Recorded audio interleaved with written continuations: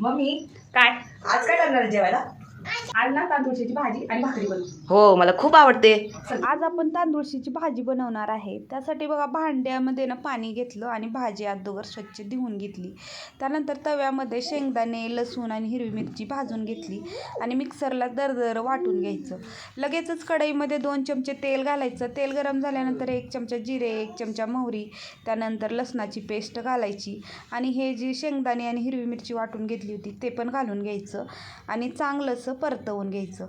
आता हे परतवून झाल्यानंतर याच्यामध्ये तांदूळशीची भाजी घालायचं आणि चांगलं असं ना परतवून घ्यायचं. आता भाजी परतवून झाली आहे तुम्ही बघू शकता. त्यानंतर ना आता लगेचच ना चवीनुसार मीठ घालून घ्यायचं आहे आणि मीठ घालून झाली की ना वरी झाकून ना 1-5 मिनटं शिजवून घेऊया. आणि हे परतवून झाल्यानंतर मस्त अशी 5 मिनटामध्ये तयार झालेली भाजी ह्याला ना तुम्ही भाकरीसोबत खाऊ शकता. खूप छान लागते.